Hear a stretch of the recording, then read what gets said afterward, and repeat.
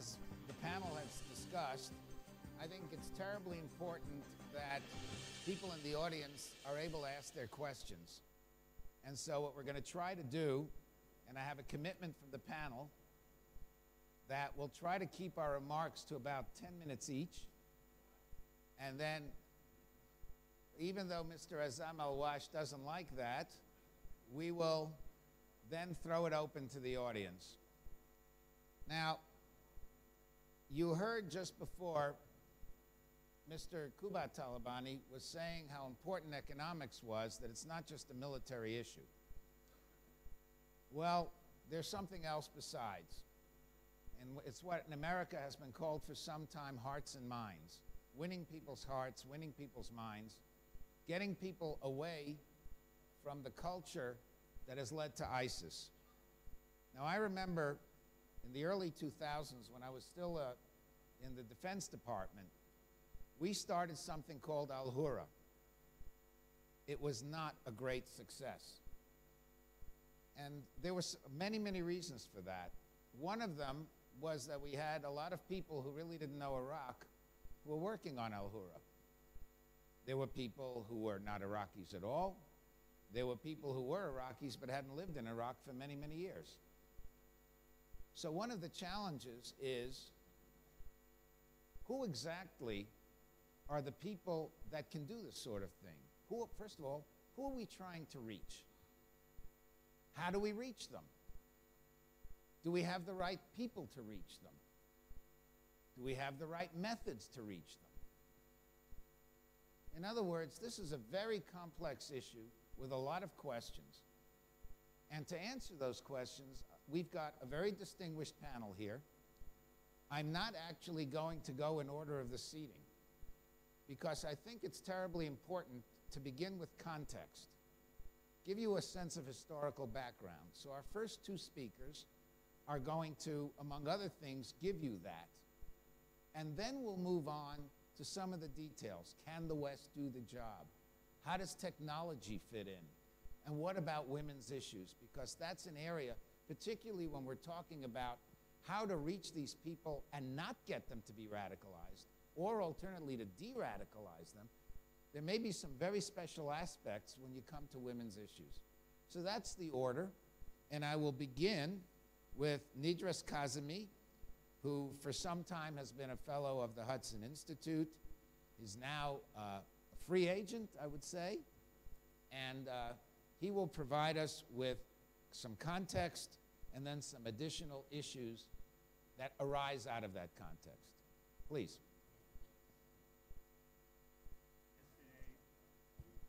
Your mic. Somebody turn on his mic, please. Oh. There's something we do? You're fine now. Okay. Yesterday we remembered the tragedy of Halabja 28 years ago. 13 years ago, something else happened in the vicinity of Halabja, which I believe helps us understand something important about the topic of this debate. On the 22nd of March, 2003, coalition forces launched 50 cruise missiles against jihadist bases near Halabja in Biara and Tawila on the Iranian border. It was a great success. The organization there was destroyed. Same organization that in 2002 tried to assassinate Prime Minister Barham Saleh. And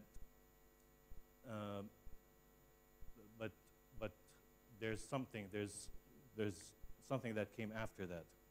The networks and ideas that found refuge in that little sanctuary had a lot to do, Salafist networks had a lot to do with launching the Iraqi insurgency later. And it shows to demonstrate that dangerous ideas and dangerous networks survive cruise missiles and F-16s and what counts as a military victory. Now, I would like to talk about three issues.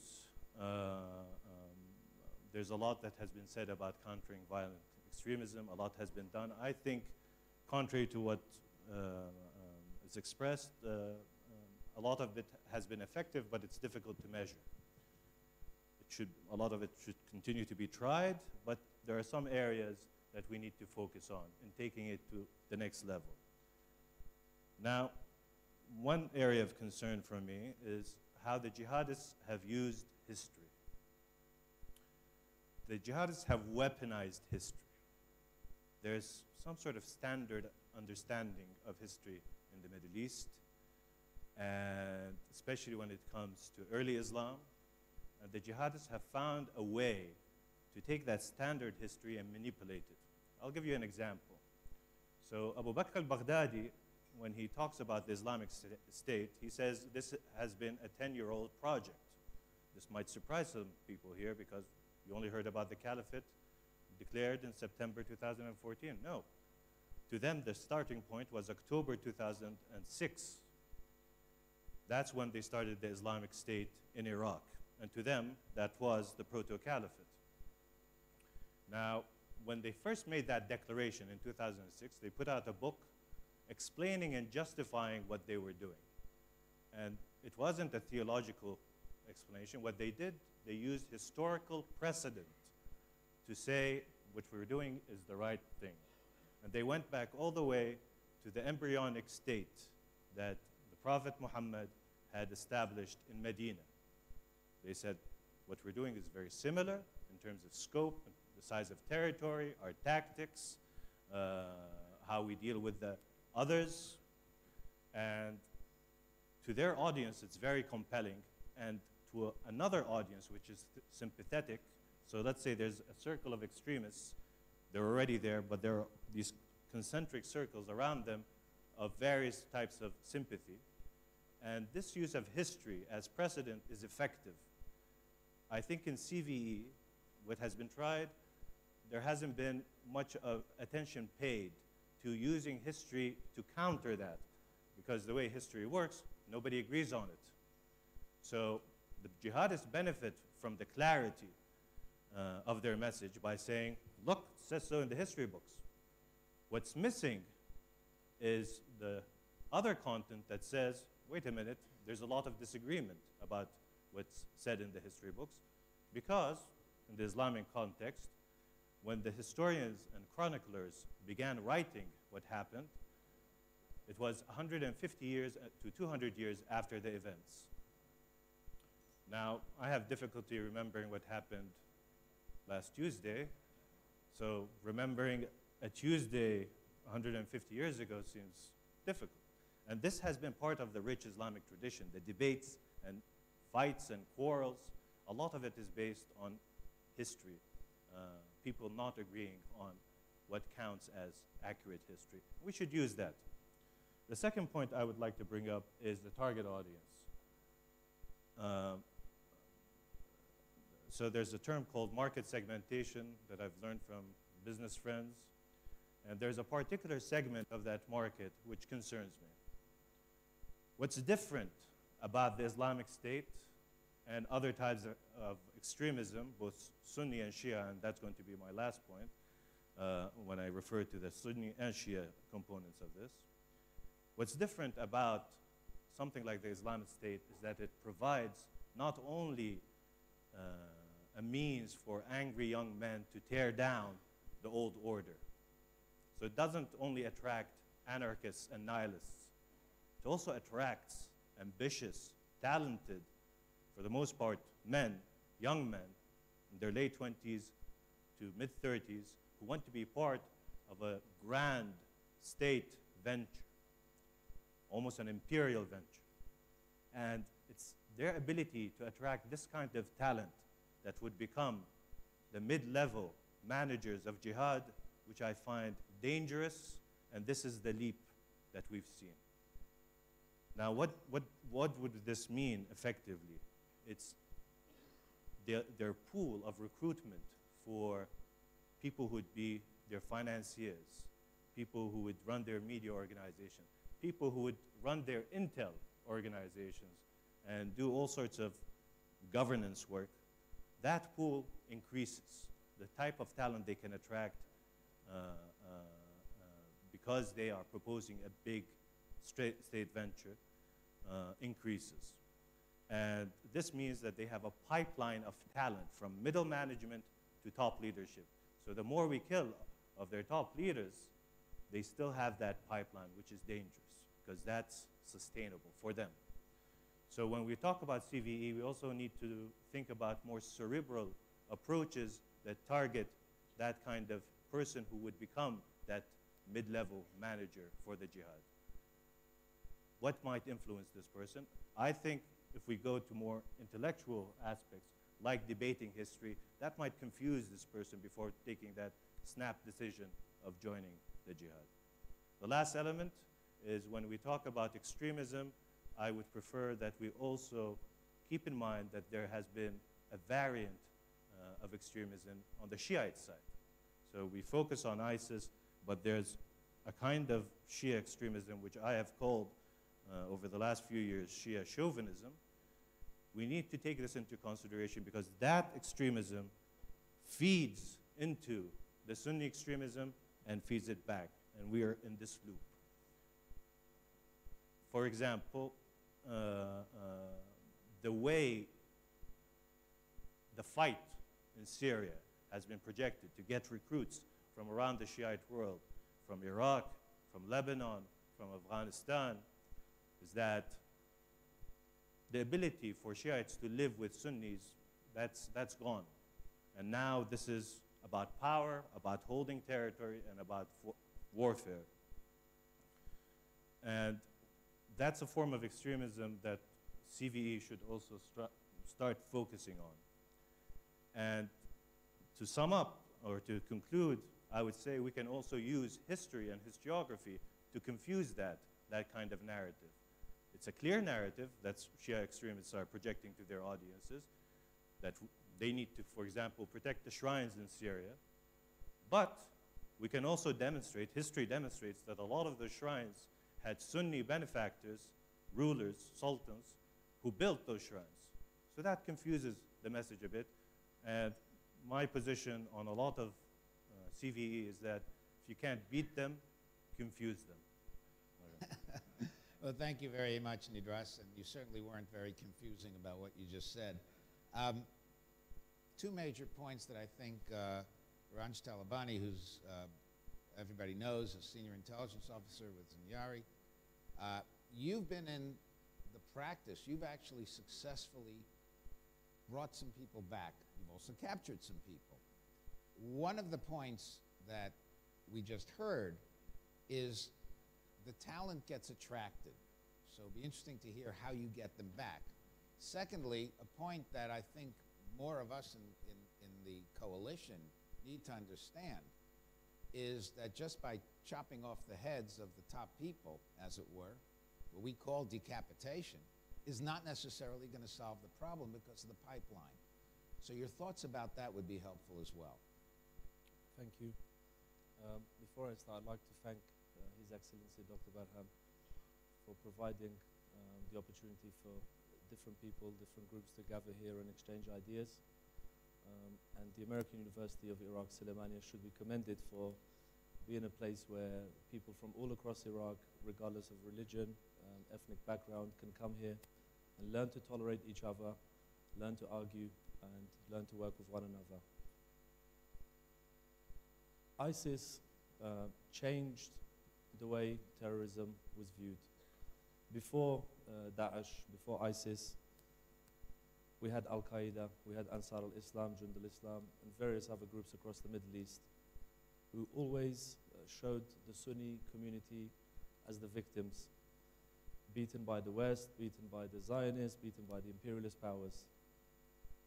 ISIS came and really flipped the game on its head with the establishment of the caliphate, or the so-called caliphate. Abu Bakr al-Baghdadi said, you are no longer victims, you can now become holy warriors, you can come and defend this holy empire, we will expand, and we will establish a state that will be here for a very long, long time. If we look at the data that is available, especially in open source, the sheer number of people that have traveled from Western China all the way to Europe and America just shows how much of a pull the establishment of the caliphate was. It was a very well calculated move. It was a very strategic move on the part of ISIS. And as my distinguished colleague said, the groundwork had been laid for several years. If we look at the establishment of the State of Israel, there are many similarities with what ISIS did. Collect people who believe, bring people together, each one can play a part. You don't have to be a strong warrior to be an important asset to the Islamic State. If you're good in media, if you're good in health, if you're good in construction, there is a place for everyone to come. As far as the Kurds are concerned, we saw a very worrying trend, especially at the beginning when ISIS was established. The romantic pull of ISIS was very, very strong. From the intelligence we have, there are 570 to 600 Kurds currently within ISIS. Around 35 to 40% of those have been killed. They predominantly hail from the provinces of Halabja, Suleimani and Erbil, whereas Duhok and Kirkuk province have seen only 24, 25 people join ISIS. We have another 25, 26 Kurds from the Iraqi Kurdistan region who've traveled back from the European Union countries, as well as just over 50 Iranian Kurds who've traveled to Syria to join ISIS. One of the trends we see with ISIS, as you pointed out, is not always cutting the head off and cutting the leadership. They look for fertile soil to recruit. They see regions where there's corruption, there's a lack of credibility, especially from the youth towards the government. And we're at a crossroads at the moment. There is an economic crisis happening, and if it's not dealt with properly, we will have many, many more potential recruits for not just ISIS, for what will come after ISIS. I'll give you one example of an individual who traveled from Suleimania to join ISIS. I will not say his name, we'll call him Case A. Very talented student, high grades, had a keen interest in martial arts, was then invited to several competitions in Iran, in Turkey, in the Middle East to participate. This individual didn't even have money to take a taxi from his martial arts center to his house. He knocked on several doors, he went to different political parties. There was nowhere for him to turn to. He became disillusioned, joined ISIS, and was killed 3-4 months ago.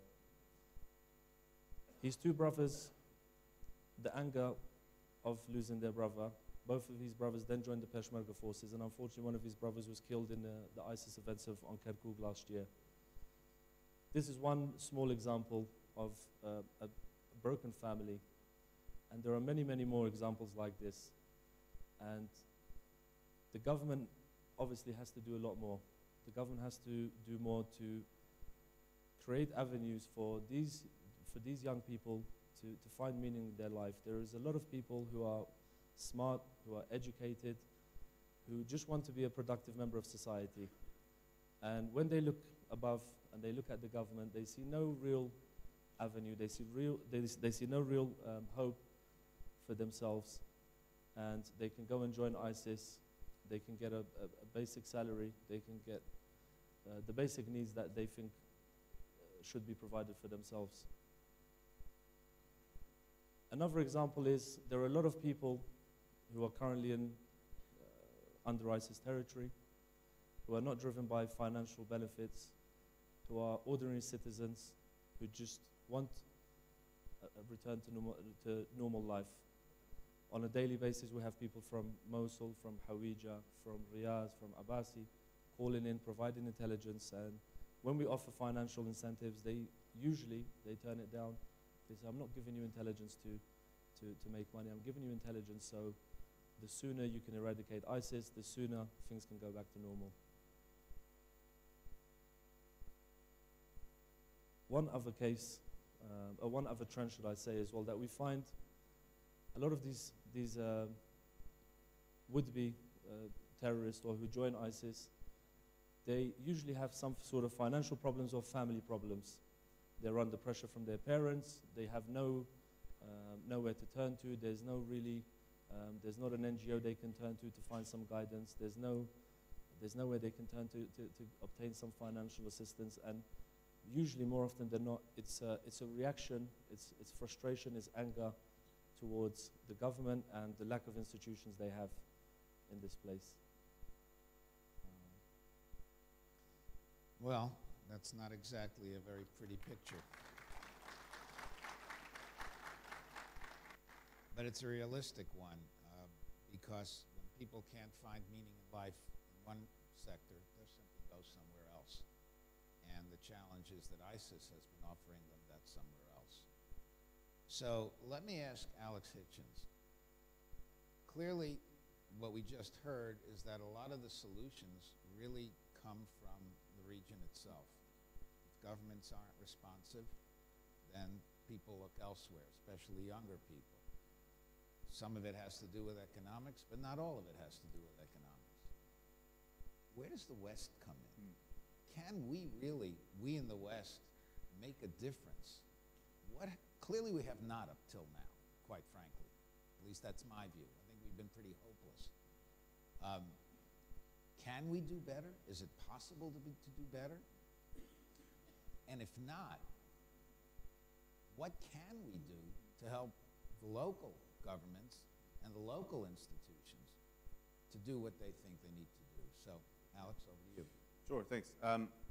Well, the key thing about any sort of attempt to, as it were, de-radicalize or counter-radicalize, I apologize to the audience for the use of a number of European buzzwords right now related to this topic, but one of the key things is that these all have to be done on a region, country-specific basis.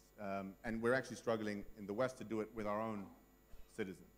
And actually, I'll just talk very briefly about the UK experience, because in the sort of early 2000s, United Kingdom developed the contest counterterrorism strategy. And it had a number of strands to it that were fairly standard hard power measures, preparing for an attack, pursuing, these kind of things, the standard intel gathering and all that. But they also added a sort of soft power element to this. It's called PREVENT. It's a pretty unique concept at the time, to add this soft power element saying, what we want to do is go upstream on this.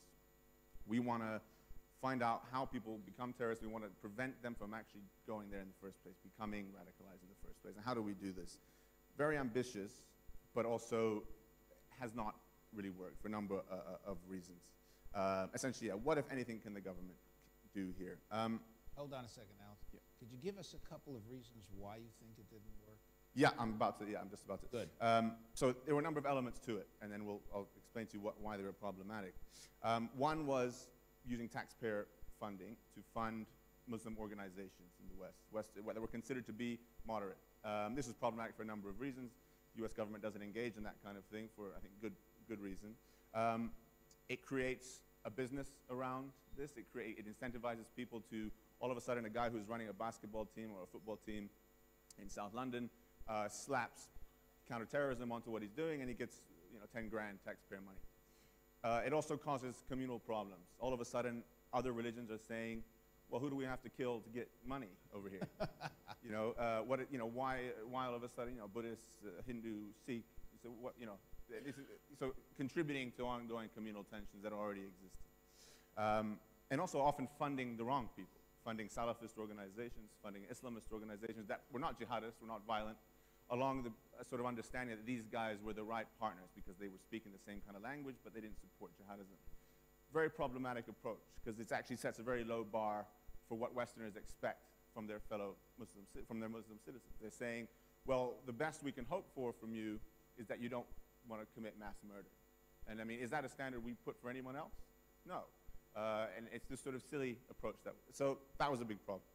The other thing was, we need to, in another buzzword, counter-narrative, right? We need to develop a counter-narrative. The state needs to counter the messaging of global jihadism, the global jihadist movement, which, by the way, is one of the biggest establishments of that movement in Europe is in the United Kingdom, as you're well aware.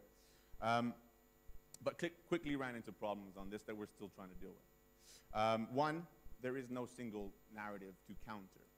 There's not one counter-narrative, there's not one narrative. Secondly, and I draw a little bit from the work of a woman called Christina Archetti, who's an expert on communications propaganda. She says, look, narratives are not just rhetorical devices that you roll out ad hoc and expect to them to work. They are socially constructed, and they need networks to disseminate them in order to offer sort of context and sort of, a historical and cultural context to them. What she refers to as a constellation of relationships. It gives them narrative, gives the narrative context and meaning. To simply throw out a narrative or counter-narrative online and hope that it sticks doesn't work, and it hasn't worked.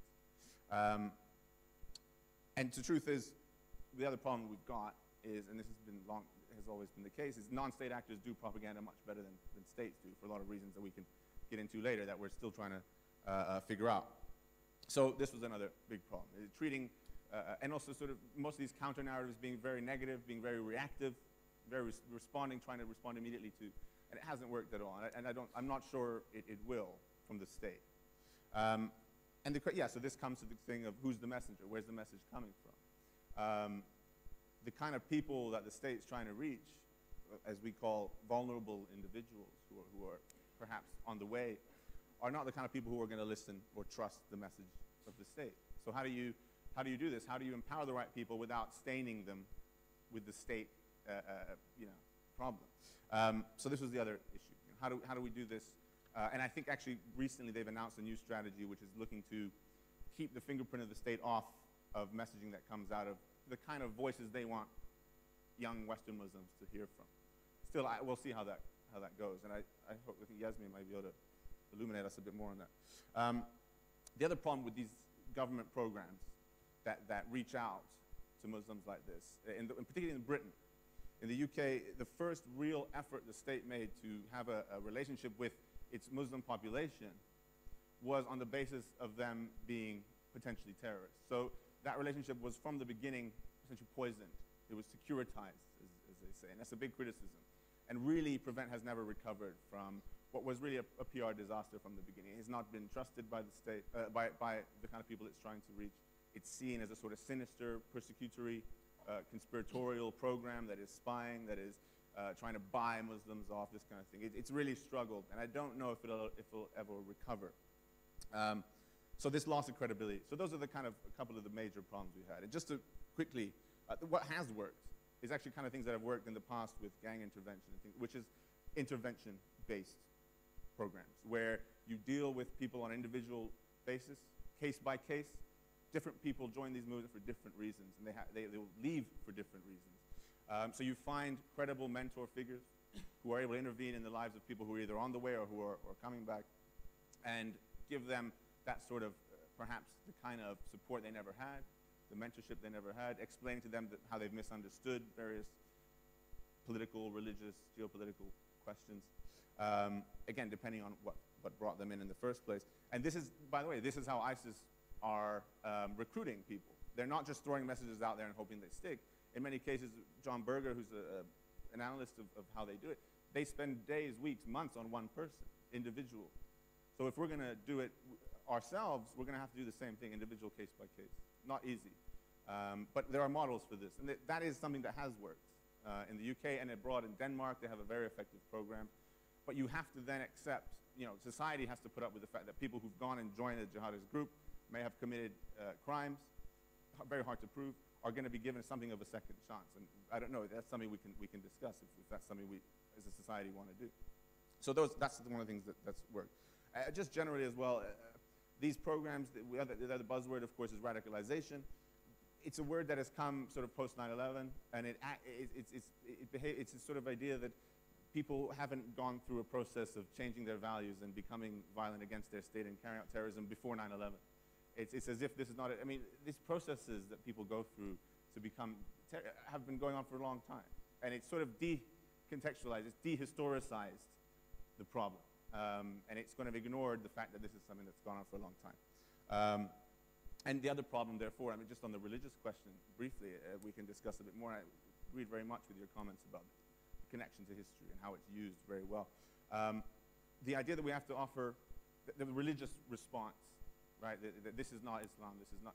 Now, the guys who are providing that are offering very theoretical ideas, often requiring a lot of your time and intellectual energy, the kind of thing that doesn't appeal to a lot of the guys who are interested in this.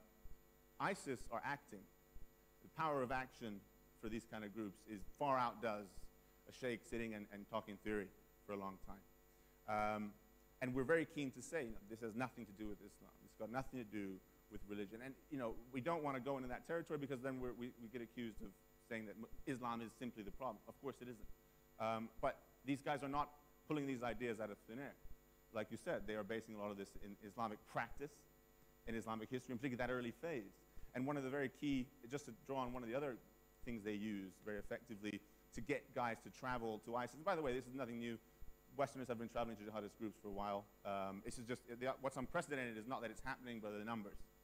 Now, one of the key messages they use, particularly for Westerners, is a key pivotal moment in Islam's history, which is the Hijrah. Muhammad in Mecca founded Islam, persecuted by the tribes there. And what these guys do is they juxtapose those moments, those violent, incipient phases of Islam onto the modern world. And they say, just like, especially for Westerners, as a minority, they say Muhammad was a minority in Mecca, and he was persecuted. You are in the same shoes as the founder of this religion. What did he do? He fought, he killed. He made the Hijrah, he made the key, that move from Mecca to Medina, and started fighting and establishing the religion. You do that, and you invest all of a sudden in this move these guys make this year. You invest in it a very deep historical context, the narrative that's very powerful and very effective, and it's been working for a long time. Yeah, that juxtaposition of those key moments in Islamic history is key, and that's why I agreed very much with you. And I think I'll leave it at that. I mean, just the other quick thing, you touched on it too, that we're so keen to call these guys crazy. They're ripping people's heads off on camera, and that shows that they're mad. No, I think you're referring to Naji's work in 2006, the Management of Savagery, which is the key strategic document for ISIS, which sets out a very clear strategy for the use of brutality, to go into chaotic areas, fill that vacuum, and use brutality and violence and ultra-violence to scare off your enemies and perhaps suck the United States back in as well. These guys are not acting like madmen. You don't take over however much territory they've now got by acting irrationally. These are strategies. They're not crazy. Don't dismiss them as such. And that's something else we want to do and why we fail sometimes at this. And I'll leave it at that. Thank you. Well, thank you very much, Alex. For those of you who may not have had the agenda, Alex directs the International Center for the Study of Radicalization at King's College, London. And you've heard a lot just now about the British experience. Now, one of the challenges on the American side, of course, is we don't have a large Muslim population, number one. Number two, we have such a big bureaucracy that the whole idea of personal intervention doesn't necessarily work. That's not how our system works. So there's a disconnect there.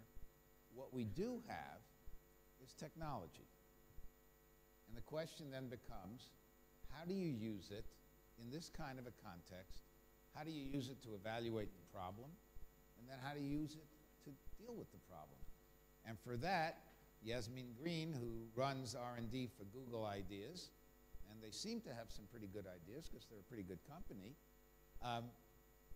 Yasmin, maybe you can talk a little bit about those particular challenges. Thank you. Thank you, Dov. Thank you to the American University Rafa Silmania. Thank you to the City Forum, Dr. Baham, Christine, Zaina, made us feel very welcome. So thank you for your hospitality, and it's a privilege to be on this panel. I wanted to start by maybe just setting the context with regards to technology, because the landscape has really shifted in just the last few years. So 5 years ago, there were terrorists creating propaganda and sharing it, but it was really a video that was recorded in a cave, smuggled out over a month, uploaded to the dark web, so a password-protected chat forum that you needed to be a member of to visit. And that video could be accessed by being downloaded. And every person who needed to access it would need to download it. So that's a cumbersome process to create and a painful process to access the content. And now think about the shifts that have happened just in the last 5 years. The rise of the mobile phone, the creation of online social networks, and possibly the most critical is the popularity of streaming services. And then you think about a young internet user in Iraq or in Kurdistan, and we have many in the audience today, but they mostly use their mobile phone to access the internet. They're fortunate to have Wi-Fi in a place like the university, but otherwise they may have pretty patchy internet. And they may be using shared computers. So at home there may be a shared laptop, or at the university. So consider the situation 5 years ago where you had to go to a closed community, you needed a password, you needed to be a member, and you needed to download content. Now if I'm on a mobile phone, downloading a file is really painful. That's a huge deterrent. If I have a bad internet access, I'm not going to wait for it to download or buffer. And if I'm on a shared computer, I'm not going to download a piece of radicalizing terrorist content. But things are different. The world today, we can upload content to streaming services, social media, and we can access them really easily. You just visit the site, press play, and it streams, and you can easy to access it on your phone with bad internet connection. You can share it with your social network. And this has meant an explosion in content creation and in content consumption, which overall obviously is good. I should say that as a representative of the tech sector, that's had a lot of great consequences for e-commerce and communication and entertainment. But it's also meant that radicalizing groups or terrorist groups have found it much easier to reach their audience, speak to their audience, and recruit. So what does this mean? It means that it's a bit of a double whammy, actually. It means that in an area like this, let's say Daesh can recruit local fighters to go and fight their conflict, and they can actually recruit from anywhere in the world. They can recruit from Kosovo, from Indonesia, from Austria, others, foreign fighters, to come and fight in this conflict too. And when you look at the totality of the content that Daesh is creating, the vast majority, maybe 80%, is in Arabic. Then the next languages are Russian and English, but then there's Kurdish, Turkish, French. Really interestingly, if you go down the long tail, you find Chinese, you find Hebrew. I'm just going to pause for a second because this next one really blows my mind, and there are several pieces of content in this next language. They even create content in sign language. Okay, so this is really an equal opportunities recruiter. Super global, and at the same time, they have a guy from your village in Iraqi Kurdistan who's gone to Raqqa, who's connecting to you on social media and telling you why to come. He's talking about local grievances, corruption, lack of jobs, discrimination, and he's speaking in your language. So it's clearly a formula that really works. And at the same time, the models that we have right now, and I agree with everything that Alex said, including this specific piece, they're failing. They're broken. And there's been a conflation of technology and something called the counter-narrative. How can technology help us? Well, let's create counter-narratives and have them spread. And it really is a failed experiment. So the notion is, let's take imams and youth leaders and let's encourage them, and let's watch 1,000 flowers bloom, because they will be the Spielbergs of our counter-narrative revolution. And it hasn't happened. 1,000 flowers hasn't bloomed.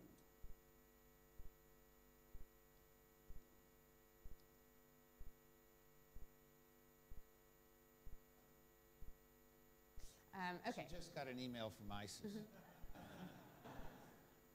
So I was going dark for a second. I'm going to pivot to the fact that we're just beginning to scratch the surface of what we can do with technology. And I propose a reframing of the challenge. So rather than this old world failed experiment of the counter-narrative, what if we used something that we really understand? And what we understand is what's happening in the physical world. We understand on the physical battlefield that ISIS have taken territory. And we heard Brett McCuck yesterday say that actually we've reclaimed 40% of their territory over the last year. And we understand why that's good. That's really easy for us to fathom, to grasp. What about if we use that same framing to think about the digital space? How do we think about reclaiming digital territory? A digital counterinsurgency, if you would. How do we think about Daesh's footprint online, their supply chain, and their command and control? And there are two strategies. One is kind of called the negative strategy, and one is the positive strategy. So the negative strategy is let's take the enemy out. Strike accounts, remove content. And there's a whole genre, category of content where that is absolutely the right approach. You know, the immolation of a prisoner or a bomb-making tutorial. There's really no debate anywhere that that stuff should be taken offline. But that strategy doesn't scale. You can't take every single mention of Daesh or ISIS online. You can't remove that from the internet. It's not possible and it's not desirable. And there's a risk, actually, if you do overstep with that strategy, that there's a backlash. You know, you kind of give them the position of digital martyr, and there's even a cachet now, honestly, about having your account suspended. It's a badge of honor. So what is the positive measure? What does scale? And technology enables us to reach audiences with precision. And what I'm going to suggest is so successful and so obvious that we don't consider it. And that is targeted advertising. So there is a $1 trillion sector right now called the e-commerce sector online that's based on finding using the internet to find customers for your products and your content. So I'm proposing that we can think of a potential Daesh recruit as a consumer, like any other, like you or I are consumers online. When we think about their browsing sessions on the internet, we can imagine that they are watching Salafi sermons, they are looking at online brochures about the happy life in the caliphate, and they are researching how to travel to Raqqa as part of their jihad. This activity, this explosion of activity online is actually an opportunity. It's a silver lining. It's an opportunity to engage, to distract, to disrupt, and maybe even sell a different product. That's the power of advertising. Every minute, there is an entire week's worth of content uploaded to YouTube. So just in the time that we've been at the university today, there's been a year's worth of content uploaded to YouTube. I can guarantee you that there is content online already that is debunking Daesh's recruiting narratives. It may not be the content that says, say no to ISIS, courtesy of the State Department, you know, or the Home Office, or whoever it is that's funding overtly CVE content. But it probably is religious debate, citizen journalism, documentary footage that exposes the military success of Daesh conquering the world's greatest powers.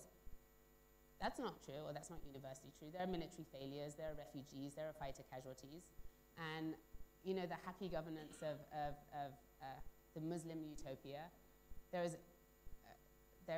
an abundance of content online that shows that that's not true, that people are suffering, people are unhappy. And it's really credible. If it's like a 90-year-old religious woman in Raqqa who's covered and she's telling, Daesh fighters, you're all the same, you're all evil, you're the same as Assad fighters, and you can see the pain and suffering on her face, that is very, very credible counter-propaganda. And of course, you asked about the message of the messenger. Linking back to Ranj's point, we have defectors and we have returnees. And I know from conversations with Ranj and others here how successful they've been at bringing people back and dealing with them. And they have some really innovative rehabilitation programs too, which Ranj can tell you about. But these are the really credible spokespeople who can talk firsthand about brutality, hypocrisy, corruption, and they're here. So I guess what I'm saying is it's our job to sell these young people something different. And if we don't, our silence lends Daesh strength. So we should use our voices and use technology and reclaim the digital space.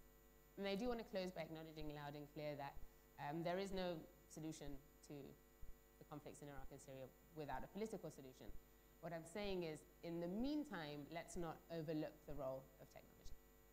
Well, thank you very much, Yasmin. What has already come out from this is we're dealing with a threat that is rooted in the 7th century but uses 21st century tools. And that's why states in particular are having so much trouble figuring that out and how to deal with it. I want to turn to Showman on a slightly different plane. One of the fascinating, at least what's fascinated me, is on the one hand, we hear all these horror stories, true actually, about how ISIS treats women. On the other hand, there are women fighting for ISIS. How does that work? And how also, if I may ask, we also hear many, many stories about families both in the West, we hear more about it in the West actually, those of us who are in the West, about families that were, you know, perfectly normal families. And one of the sons just ups and goes. And the mother in particular has no idea why. So maybe you could talk a little bit about that, just to introduce again for those of you who don't have the agenda.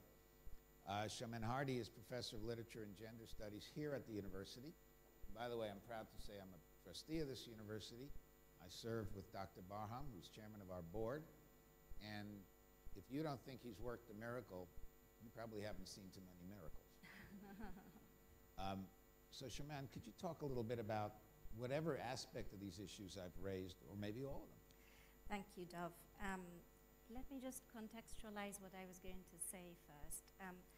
I wanted to basically talk about the consequences of extremism for women and women's roles in society, and also secondly, the opportunities that arise for women in post-conflict situations to counter these narratives, to work for change, and so on. We know that one major consequence of radicalism and extremism, and we've seen it in Taliban and ISIS, is the rise in violence against women. Now, we've seen the most obvious example recently with the Yazidi survivors. But the other way that gender stereotypes are reinforced is also playing into the patriarchal system of seeing men as fighters and women as nurturers. They're only good for reproduction. They don't have any major role to play other than satisfying men and reproducing. But also seeing men as protectors of women who are victims of violence and they cannot defend themselves. The other way is seeing women as symbols of the group. So many of the ideological fights of our modern times have been fought on women's bodies. How a woman becomes a symbol, an iconic figure for the nation, for the group, for the identity, and how her sexuality is controlled by that group because she is culturally and biologically reproducing the group's ideology. So when we are talking about managing post-conflict transformations from war to peace, from extremism to tolerance, and from despotism to pluralism, it's a cliche now, fortunately, to say that it's very important that women are involved in combating extremism and are involved in conflict resolution, management, and prevention, in peace building, and also in governance. Now, I refer back to the UN Resolution 1325, which was passed in 2000, and it was as a result of that, in fact, that post-Iraq war in 2003, we managed to have a quota of women's participation, 25% in Iraq and 30% in Kurdistan. But of course, the UN Resolution 1325 is not without its problems, and I'm going to briefly talk about those. First of all, the way the resolution essentializes women, and what I mean by that is it sort of reinforces this idea that men and women are by nature and essentially different from each other, and their differences, their characteristic differences, are determined by their biology. For example, women should be involved in peace building because, according to the UN resolution, women are more peace-loving. Now, I think we don't have to go far in history to see evidence contrary to that, that the men are more aggressive and the women are less and more peace-loving. Two of the most wonderful peaceful leaders that we have in history are Nelson Mandela and Gandhi, and both of them were men. And we've also had Margaret Thatcher, who was an aggressive woman. Women, also the other way it essentializes women, the UN resolution, is that women are in need of protection. It urges states and governments to protect women, to pay attention to the needs of women, and to protect them especially from sexual abuse and rape. We were fortunate enough in February to have Nasreen Abdullah, the commander of YPG, the Women's Protection Unit, to be here in a conference about the Yazidis.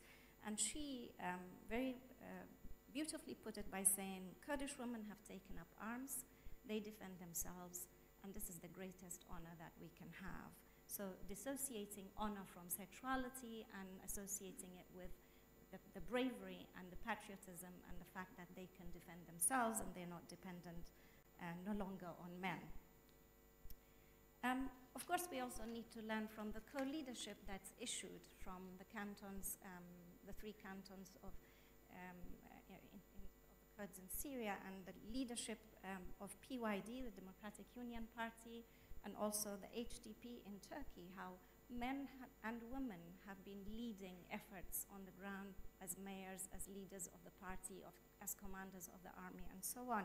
And I think we need to learn to put mechanisms in place in Iraqi Kurdistan to make sure that this co-leadership doesn't change into a cosmetic change, that a woman is there as a co-leader, but actually she has no power. And we can learn from the experiences of the Kurds in Turkey and Syria about how they implement this. The simple reason why I think I disagree with the UN resolution that women are essentially better than men, and women are peace-loving, and women are dependent on men, but the reason why I believe women should be involved in combating extremism is very simple. First of all, I believe it's a loss to the community not to utilize the creativity and ideas and skills of half of the population in combating extremism, especially the role of women, the social role of women as nurturers of family and conveying the traditions and culture. The second reason is because women and men have, unfortunately, very different social experiences.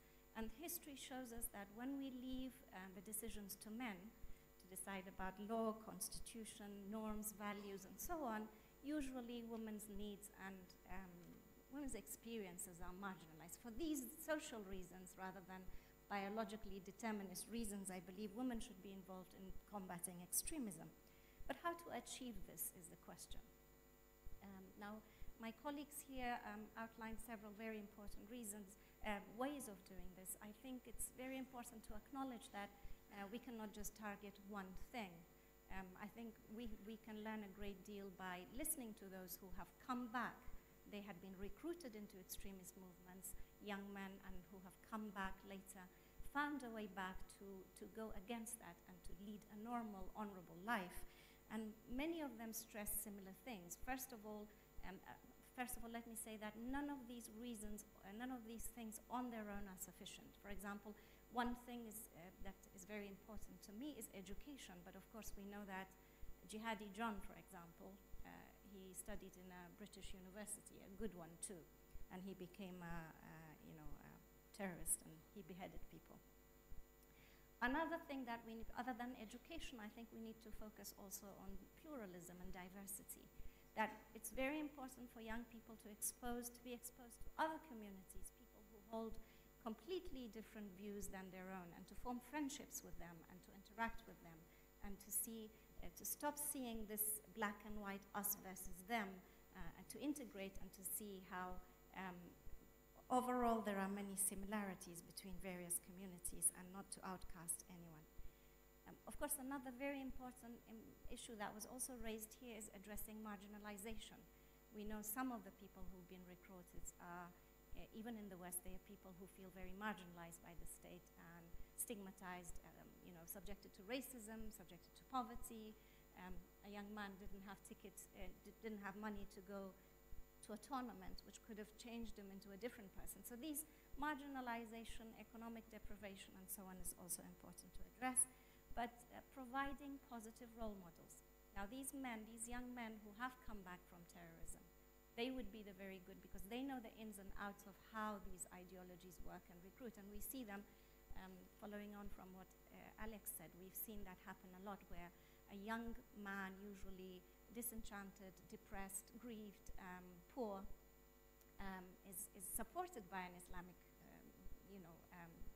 party and gradually recruited into doing horrible things. So how to also support, provide positive role models, and of course the technology providing a counter-narrative, as Yasmin also pointed out.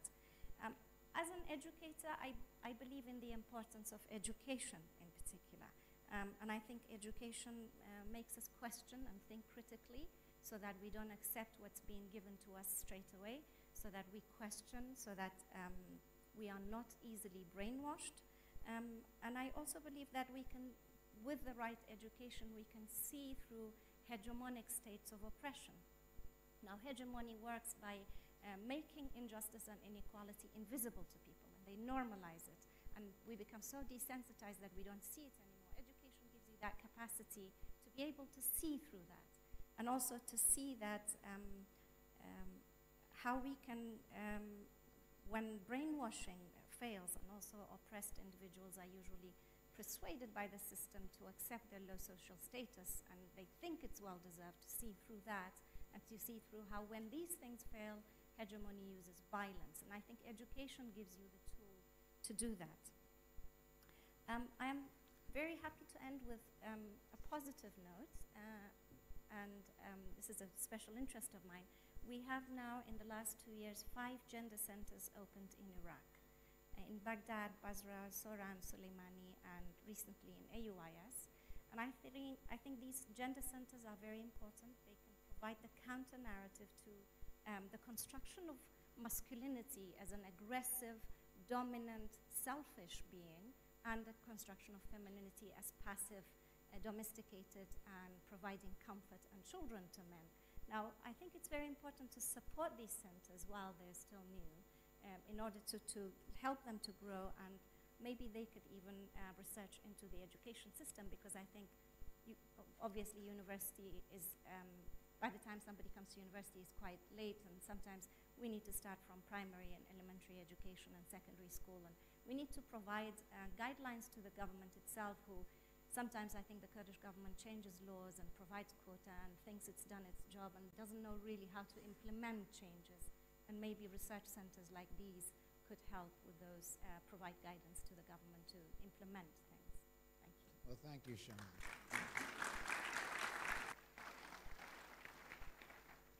One thing that jumps out of what you said, at least to me, we've talked about Halabja quite a bit for obvious reasons.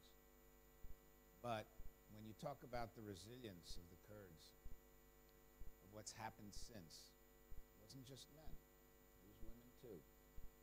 Women who fought alongside the men, carried those guns, used them, and now are helping to build up a society. That's a very big deal, and it needs to be recognized. The panel's been wonderful in that they really didn't take up all 2 hours or hour and a half, and we have time for questions.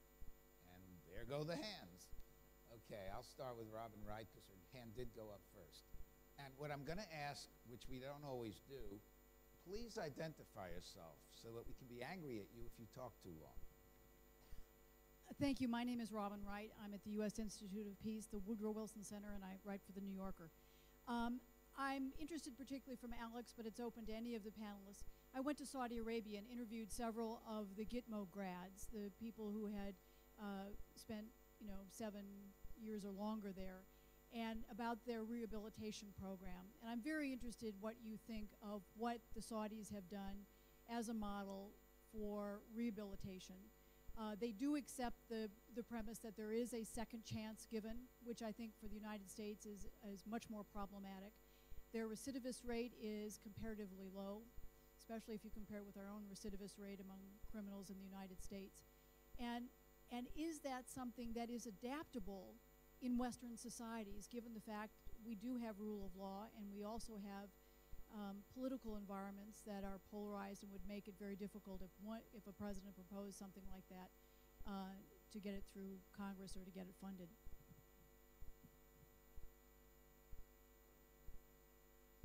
Is the mic Sure. on? Yeah. In short, I would say no, and I'll elaborate on that a bit. So just for anyone who is not aware, the Saudi de-radicalization model is one where a number of guys from Guantanamo have been taken in, and also guys who were in Iraq, who fought for Al-Qaeda in Iraq, Saudis, who've come back and are put through a program, a rehab program, which costs a lot of money and runs them through ideological retraining, but also gives them a stake back in society. They give them jobs, they give them wives, so that would be tough to do outside of Saudi Arabia, I'd say. They give them houses. I mean, they give them a life. And also that the key thing that the Saudis have that no other state can claim, at least, is this monopoly over jihad. They say that bin Laden had no right to call for jihad. We are the only authority as the gatekeepers of the key sites of Islam, as the Saudis see it at least. We're the only authority who can declare jihad, and we haven't. So your jihad is illegitimate. So there's a couple of and as I mentioned, every program that is going to try and de-radicalize people is very specific to the culture and country. And the Saudi one is just that. It's a state that can afford to give these guys their entirely new lives. It can use women in that way and just provide them with wives. And it has that, at least in some people's eyes, the religious authority to say, this jihad is illegitimate. We are the only people who can call it, and we haven't. Now, reserving the right to do so at some point, of course, as well. So, no, I don't think it offers us very little as far as what a Western, I don't see how a Western country could do much of that. You don't imagine politically societies would be very keen to give guys who went and killed for ISIS money and jobs and new lives. I wouldn't see that working politically beyond whatever, if we agree with that as a way of doing it. So no, I think there's very little we can draw from it, would be my position. I'm going to try something different. I already have 8 names. So ask your question quickly, and I'm going to ask from the panel just one of you to answer so I can get through the 8, and maybe I'll get through some more folks. Tom Friedman, I had you. You just became number 9 back there. Okay, go ahead, Tom. I was really intrigued, Yasmin, by your presentation because I had so forgotten that we used to sit around waiting for these tapes for weeks, and then there'd be a bulletin that Al Jazeera has a tape, and it took anywhere from 2 weeks to a month and a half for it to show up. It's really intriguing. But your point about sign language, are there any other really unusual examples of languages or ways they've really refined their message to hit absolutely every audience? I mean, yeah. I think the breadth is just so incredible, and it's kind of, to use a Western buzzword, it's crowdsourced propaganda, which means it's really participatory. You know, anyone who wants to contribute, at least it still is like that. I mean, Daesh may change their mind, and there's some rumors that they may be clamping down on the use of the internet in the caliphate, but anyone can participate. You arrive, you get a phone, you get a laptop, you get Wi-Fi access, and you're free to recruit. And we've seen people of all walks of life recruiting. I recently spoke to a 13-year-old in the UK who spoke of Muslim conservative family, lived in Birmingham, head covered, homeschooled, so she wasn't around other Muslim other kids at all. So she was just getting the influence of her family. Recites the Quran every day in Arabic.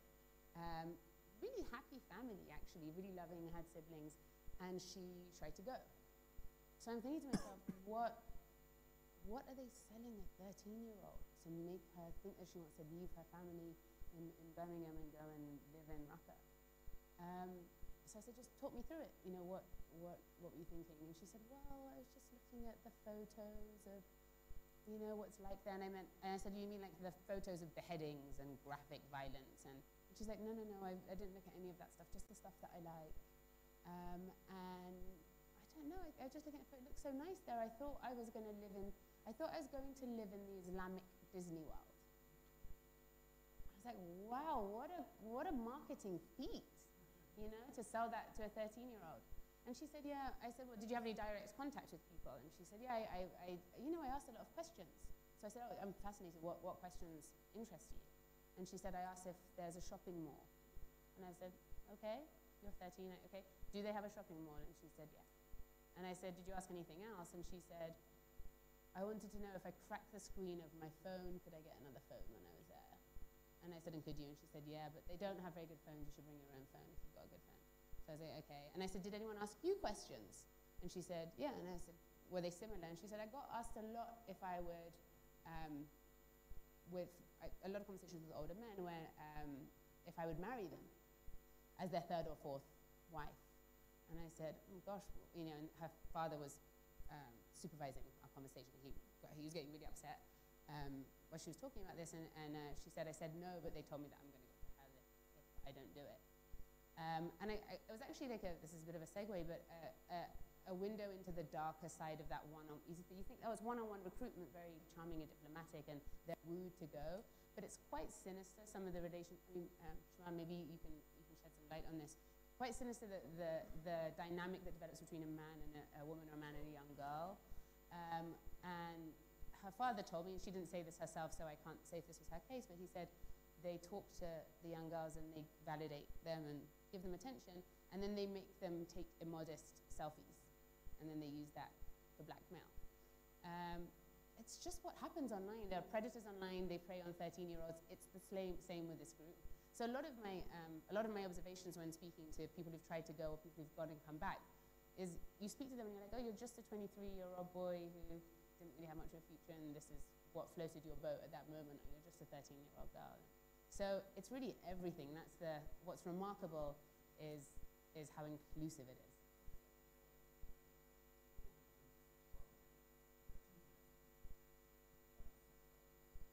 One is called ISIS and the other is called Trump.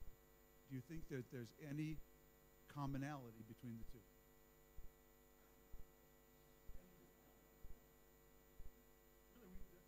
The United States, we've been an entire political party has been shocked by the mass movement of its base away from the traditional leadership to an insurgent candidate.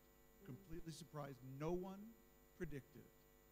And it's not unlike ISIS. Yeah, you're right in the sense that they're both speaking to grievances, and they're both tailoring their message to their audience without regard for, you know, I won't validate Trump by quoting him, but some of the stuff that he said about the impunity with which he can talk.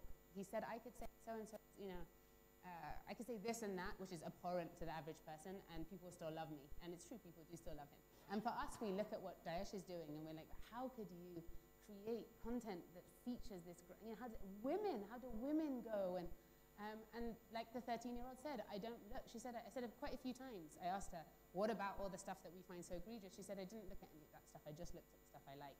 And I know that that's how Trump supporters feel too. So. Well, I don't know if Trump supporters believe in Disneyland the way she does. Maybe Mickey Mouse is running for vice president. Dov, just very quickly, can I just add, just very quickly on the commonality? I mean, one of the things that they're offering is the anti-establishment line. ISIS is a counterculture. I wouldn't say Trump is, but ISIS is appealing to people who are anti-establishment as well. And that's something we're seeing as a trend throughout in many different ways. In the UK, you mentioned yesterday, we've got Jeremy Corbyn. I mean, establishment or not. But yeah, so I think that may be. Please, up here, first row. Thank you. Farhad Aladdin, I'm the advisor of Iraqi president. What I think is a systematic failure in investing in anti-ISIS or anti-terrorism message. It's much easier to form coalitions and approve billions of dollars of arms for anti-terrorists or to fight terrorists and terrorism.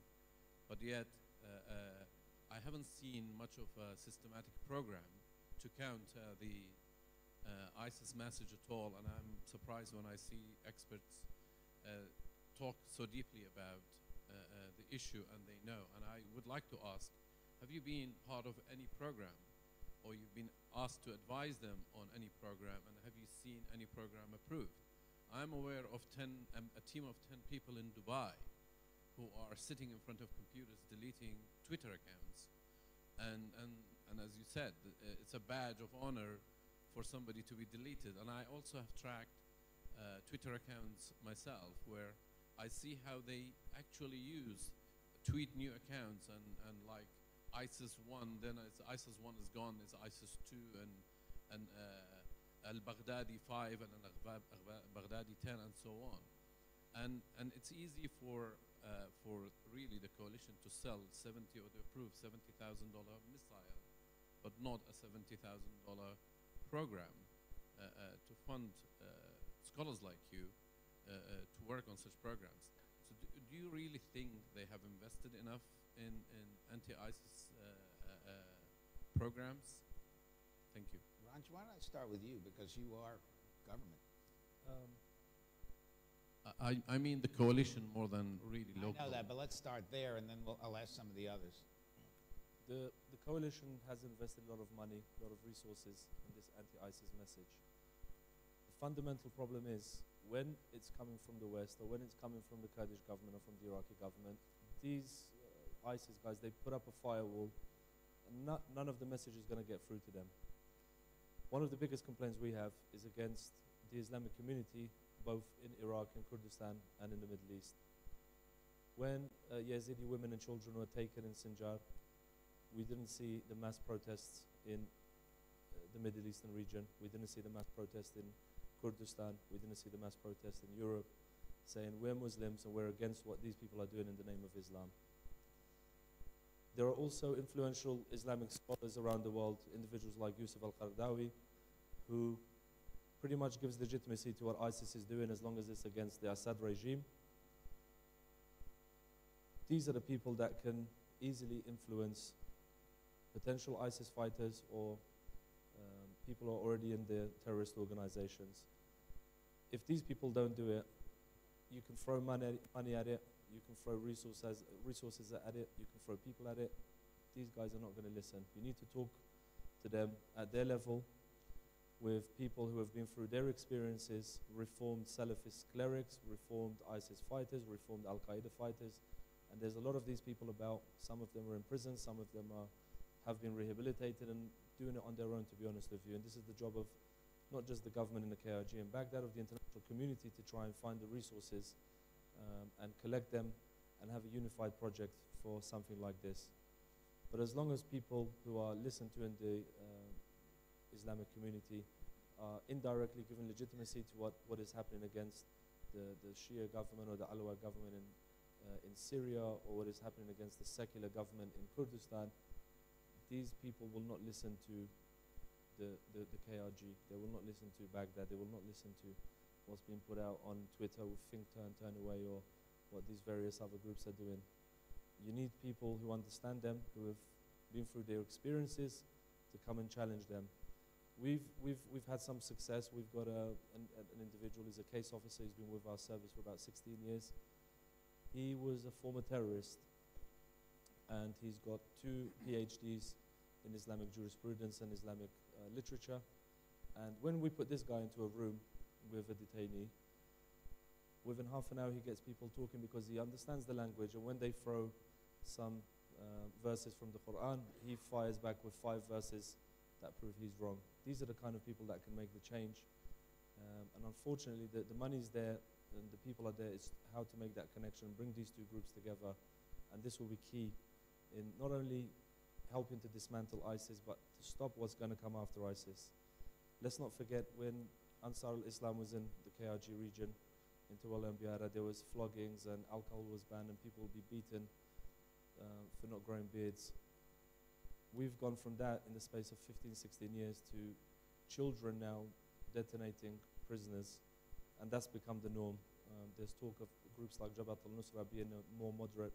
Jabhat al-Nusra is Al-Qaeda. they're now the more moderate version of ISIS. What is going to come after ISIS if if the root causes are not dealt with? That's what people should be worried about. And these programs that you discuss, these will be key to stop ISIS evolving or morphing into something much more terrible, much more heinous than what they are now. I've got 9 people and about 15 minutes. So what I'm going to do is take 3 questions at a time. So we have one there. You had your hand up before, and you had your hand up before. So we're going to go 1, 2, 3.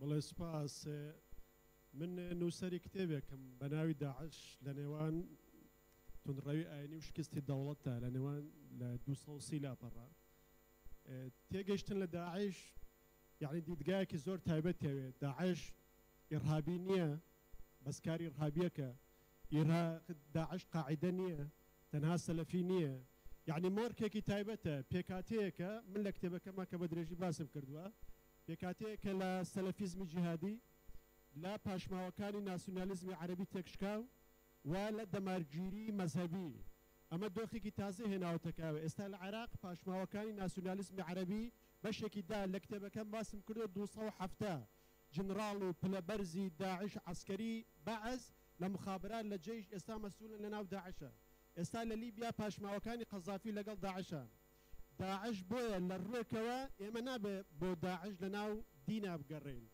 ئەبێت جیاشکەینەوە بێت تونڕەوی ترۆریش لە یەکتری جیاکەینەوە بەداخەوە فەیاز و هەندێک خەڵکیش تێکەڵیەکەن ملیۆنەها تونڕەو هەن لە ئێران هەن لە سعودی هەن لە تورکیا هەن بەڵام داعش لەوێ دروست نابێت داعش بەرهەمی شکستی دەوڵەتە داعش بەرهەمی شکستی دەوڵەتی مۆدێرنە شکستی پرۆزەی نەتەوەسازیە نیشتیمان سیازە لەم ناوچەی ئێمەیە بۆیە لە عێراق گەورابێ لە سووریا گەورابێ لە یەمەن گەورابێ لە لیبیا گەورابێ لە گەورابێ تونڕەوی پەیوەندی بە مەنهەجێتی بیرکردنەوە هەیە ترۆر جەریمەیەکی قانونیە بێ قانونی نەبکە هەتا بە تەفسیر بە تاریخ تەفسیر ناکرێت ئێمە چی بکەین کە ژنەکان یەزیدیەکان 1400 ساڵ ئەژین بەشێکی سروشتیە بن لە ناوچەکە لە کۆمەلگای ناوچەکە بەڵام هێزێک دێت دوای ئەو تاریخە و ماماڵە لەگەڵ قشەکانی ئەوەیەکە ئەمە بەشێکی بۆ داعشواکە ئەمە هەمان نەزرەی بەعسی تێکەڵاوە پاکتاوی نەژادیە چۆن سربەکان پاکتاوی نەژادیەکەن چۆن لە ئەنفال بەعس پاکتاوی نەژادیەکە بەس بە سیغەیەکی دینیەوە لەبەرەوەی فراغێکی ئایدۆلۆژیمان هەیە ئایدۆلۆژیەکانی تر تێشکاون بەم جۆرە خۆناکرێ بێ ژنی مسلمانەکان بەکۆی لەبەرێ بۆ ئەوی کورد عەزێتدا بۆی ناوچە استراتیژینی دێ ئەم پێکاتەیە کاتێ مەسیحیەکان عەزێتەدا تەنها مەسەلە دینی نییە مەسەلە مەسیحی نییە ئیهانە بە غەربەکە وەک دوێنەری شارستانێتی غەرب و غەربی مەسیحی لێرە باسییانەکە بۆی ئەوێت تێگەیشتنمان بۆ داعش زۆر فراوانکەین لێدانی ئیسلامی میانە ڕەویش لە ناوچەکەیە ئەو چارەنووسی بەهاری عەرەبی ئەو دژە شۆڕشەی کە ڕوویدا فراغێکی گەورەی بۆ دروست کرد خەڵکی ناومێت کرد لە سندوقەکانی دەنگدان لە ئیسلامی دیموکراتیک کە لە ڕێی سندوقەکانی دەنگدانەوە گاتە شوێنێ ئەگەر لەم چوارچێوەیە تێنەگەین ئەبێ دۆخێ خۆڵقێنین دەوڵەت بیناکرێتەوە نیشتمان بیناکرێتەوە نەتەوە بیناکرێتەوە و دۆخێ خۆڵقێنین ئیسلام کەس نەبێ بەخاوەنی کەس نەبێ بەخاوەنی بەشێکی سروشتی بێ لە ناسنامەکە ئەمیش ئەوەی ئەوێت دەوڵەتی علمانی و ئیسلامی بە یەک جار تێپەڕێنین دەوڵەتی خەڵک و دیموکراسی لەم کۆمەلگانەی ئێمە دروستکەی ئەمەش ئەرکە گەورەکەیە بەداخەوە لە ئەنگرانی تیۆری پێکدادانی شارستەکان لە غەرب زۆر کەم خزمەتیان ناوچاکەن داعش نوێنەری ڕۆژهەڵاتی تیۆری پێکدادانی شارستانەتەکانە زۆر سپاس.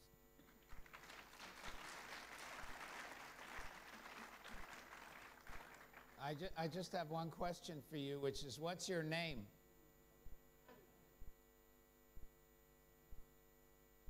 أبو بكر علي كاتب وزير سابق. Shukran.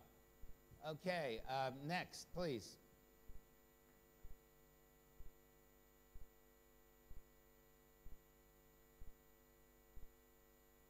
Yeah, Vladimir van Wilgenberg, James South Foundation. Gonna hold a long speech now too. No, I'm not gonna do that. Kalkaranch, I have one question for you. I've been following a lot the Kurdish ISIS accounts, and I've seen a lot of decrease in their Kurdish online messaging. They before were publishing books. They were publishing books how to justify to behead Peshmerga, and they were publishing a lot of books and material in Kurdish. They even have a Kurdish radio station. Did the Zaniari and the other Kurdish security authorities contribute to this downfall in Kurdish ISIS propaganda, or is it just because most of them are now in prison? For instance, Awad Karkugi has been arrested in the UK. He's a guy from Molekrkar. What's the reason? Did you guys contribute to the downfall of all this Kurdish ISIS propaganda? Or? Thanks. And the third question, or statement as it might be. A question. It's for Alex, actually. We all pretty much agree we can't kill all the ISIS or all the terrorists that exist. If we want to defeat them, and we have to defeat their ideas, that's why we're here. And the debate going on in Islamic world at the moment, saying that the only way to defeat ISIS, or the part of the ISIS was belong to the Islam, and the way to help or support the moderate Islamists. Groups such as Brotherhood and other groups exist. I think most of the UK government, by the way, my name is Habil and I'm a faculty member, don't ask me that question later. And then most of the UK MPs, and I follow the UK politics a lot, and they agree on that idea. But they never come to the idea to support the Islamic modernists who believe in democracies and then human rights in this region. Why they don't do such? Abu Bakr Karwani was saying similar idea, and then another gentleman was saying similar thing. Why we West never come to the point to help in this modern Islamists to defeat the part of the ISIS which belong to the Islam? Thank you. Okay, we've got 3 questions. Who wants to take any of them? I can answer just immediately from that. Firstly, domestically, we had a policy where we were empowering Islamists, non-jihadist Islamists. So these were men who said, yeah, there's a war on Islam taking place. There's a conspiracy underway, a Jewish American conspiracy to destroy Islam taking place. Women should be kept in cupboards. Homosexuals should be thrown from mountains. But jihadism, killing civilians, is unacceptable. Now, you tell me, I don't want my state supporting those guys, okay, because values matter. Values matter in this fight. We're talking about how we defeat these people. One of the keys here is selling your society to the people, to your own people. The guys who are going to fight for ISIS and Brits are leaving to go and fight for a movement that is establishing the exact opposite of what our society is about. So we've failed to sell our values to them. And it would be a huge mistake to continue to empower people who push all sorts of illiberal ideas, even if they don't like Al-Qaeda. Now, in the Middle East, that's a different question. We have a different situation. There's a crisis in the Middle East. There is a serious terrorist threat day to day in this region. So maybe that's a stage where the security outweighs the societal impact, and you do have to work with them. But I'm wary of empowering people like that, because security is not the only thing that matters. Society and values and liberal values matter much more. And if you're going to sell those out to a bunch of versions, I mean, look, we hate Trump. We hate Trump. I mean, Trump is nothing compared to some of these guys. Forget the jihadists, just the Salafis. I mean, they say things every day that would make Trump look like, Mary Poppins. So I think, why are we having these different standards for everybody? I don't understand. But I'm not an expert on, what to do in this region particularly. But I'm hesitant to see us backing these groups. But, the CIA has backed the Muslim Brotherhood for, in the past quite a lot. They've had a relationship with them. Having a relationship with these groups is one thing. Promoting them, supporting them is another. And I wouldn't want to see that at all. Anybody else want to comment? I've got lots of hands up. These points about issues like the role of the Baathists and the Arab Spring and all these traumas that contribute to ISIS. Yes, you're absolutely correct. A lot of that has to be revisited, has to be studied. We have to use whatever new information we can get from the intelligence world to understand what fed into it. But this panel is addressing what we see coming out of the jihadists, what they say and what they write. And we are trying to figure out ideas of how to counter that. Now, there's a lady back there who is going to lose her hand if she doesn't put it down. So you go first. Then there's a gentleman back there who's going to lose his hand. And then you had a comment, and I think that's going to wrap it up. So please, 1, 2, 3. I've got a note that we have to finish at 2 o'clock, or else I don't know what'll happen to me. So please. I was about to leave unhappy because I've had my hand up all day, and it seems So I like- made you No, happy. thank you for choosing me, but it seems like, anyways, I'm not going Please to go tell there. me I'm who not you going to are. waste time. So Shana, I'm a student, and all day, yesterday as well as today, the buzzwords are crisis and reforms, and here in Iraqi Kurdistan or in Iraq in general. But the question is, and the ambassador, I had a question for him earlier. Unfortunately, I don't know if he's here in the audience or not, the American ambassador. But he talks about access to capital and making Iraq more friendly. These are the things that locals in Iraq, in Iraqi Kurdistan, should be concerned about. For example, what are these reforms for? If you're trying to make reforms in a society that is already devastated, and here we have the deputy prime minister telling us that he's going to be making reforms, and the people who will be affected by these reforms are the poor part of society that are already struggling to make it. And the writers of these reforms, what the local population does not know, are experts from the World Bank and IMF who will be benefiting tremendously, as well as the United States and other foreign institutions. These are topics that we need to talk about. Another topic we need to talk about is that this institution is functioning at a moment when nothing else in this society is functioning, okay? Public universities here are on strike at the moment, while this private institution is functioning. I don't know how much money has been spent on this, on whatever you want to call this conference. I'm sure millions of dollars has been spent keeping all these foreign journalists, economists, I don't know, heads of states to be brought to the city. In some ways, I am sure there are beneficial things coming out of these conferences. I'm not saying that it's all negative. But there are MPs here who are not able to go to Erbil at the moment. There are a lot of political questions that need to be asked to our leaders here, some of which will not be able to sit together in this conference.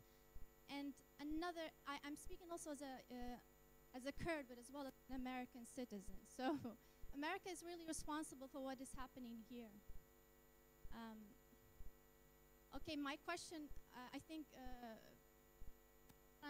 from Zaniari actually mentioned that there are problems, root causes of, for example, why people join ISIS, and I agree with him.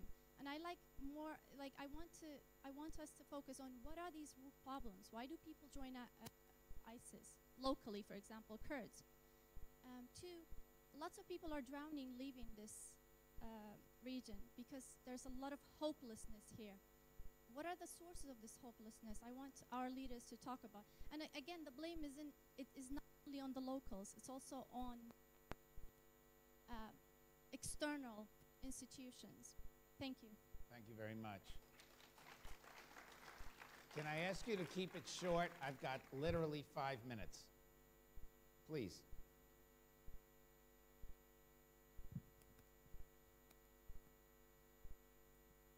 Thank you very much. Rabin Pasha, founder of Middle East Young Entrepreneurs Dreams, also co-founder of American Friends of Kurdistan. And I want to follow up on the last comment and speak about some of the tools and the scientific knowledge that we have to apply, taking advantage of who we have sitting here, as well as the sacred grounds that we're sitting under, which is the American University of Iraq and Suleimani and other universities.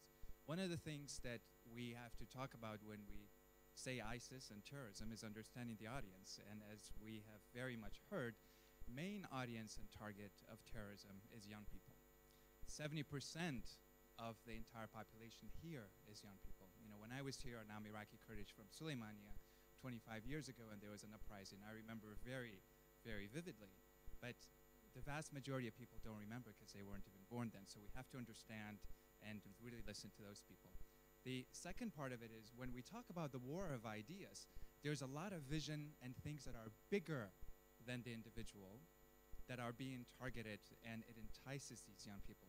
Clearly, there is a lot of ideology behind this that I'm not going to address and it's been talked about. But the lack of opportunity can be very much countered and prevented by giving that ideology of self-reliance, of having a vision, of giving opportunities and having entrepreneurship. And this is something that American University of Iraq, so the KRG, and a lot of us here together can hopefully come together. And I've spoken with people here and here about working on youth entrepreneurship and creating the ecosystem, giving people the hope, the tools and skills so they could both build their small and medium enterprises and build their new vision. And through that vision of entrepreneurship, it's not just that it would address the economic challenges that Kurdistan and Iraq and the Middle East are going through, but the entrepreneurial spirit will actually give people the vision that would make an extremely good narrative that would counter and prevent violent extremism. So I would love for you to address that, and specifically how we can engage young people and through the entrepreneurial spirit, which one way of getting through the economy also addresses good governance, Thank by you. the way. Last word, please, and then the panel, here's the story. We finish in 2 minutes. If you want to go longer and make everybody wait for lunch, go ahead, please. Bakhtiar Amin, former Minister of Human Rights in Iraq. Thank you, all of you. There is a Kurdish proverb saying that before putting a long needle in somebody else, put a small needle in yourself. We in Islamic world, we have to be self-critical. I recently was in Moscow. I met with a group of muftis from Caucasus and Central Asia. I talked about the problem of teaching and preaching. Teaching in our schools, universities, madrasas, religious institutions, teaching at our mosques, etc. We need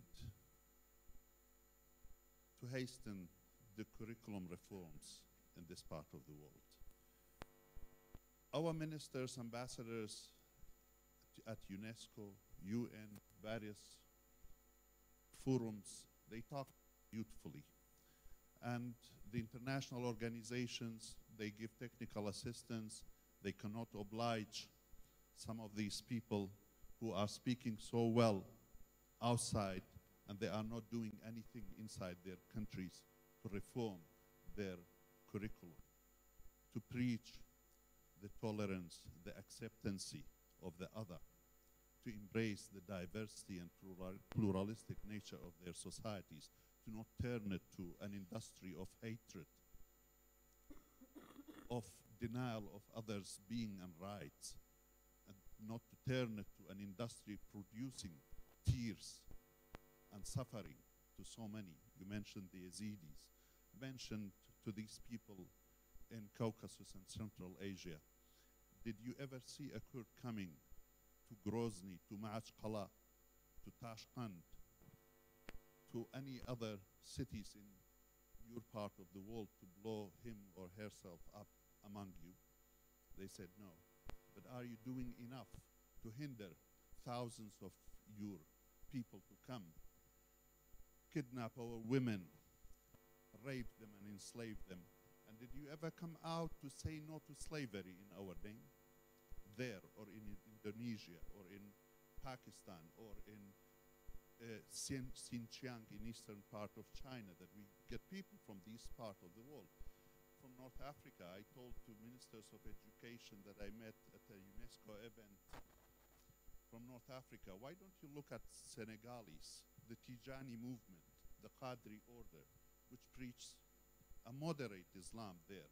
But why we get thousands of Tunisians, Moroccans, Algerians, and beyond from your part of the world? Look to their difference to the same Islam and same Tijani movement, which Abu Abbas al-Tijani came in 1780s to Iraq, to Baghdad, which started this movement and spread the Islam in Western Africa, came to Egypt, to Tunis, came from Algeria to Morocco, Tunis, Darfur, Egypt, Nigeria, Mali, Ghana, Guinea, etc. But we have the Nigerian version, the Somali version, and we have the Mali version, which is very extremistic. But we don't see Senegalese joining Daesh. look at the Sultanate of Oman. We don't see people from Oman, although they are Abadis. They are not joining Daesh. So we have a work to do, a homework to do. Please do not give a rosy picture about yourself and your religions. You cannot say to a Yazidi that's 74 times subjected to massacres and genocide that we are great. We as practicants of this and that religion, we are abusing in the name of our religions. And last word, thank you so much, Yasmin, for what you said. And thank you, all of you. But as a human rights advocate, there are great things in this era of globalization and digital technology and technological innovations.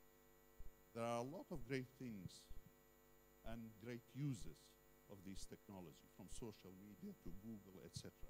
But there are a lot of crap and junk things out there. Those who are responsible for these technologies, they have ethical,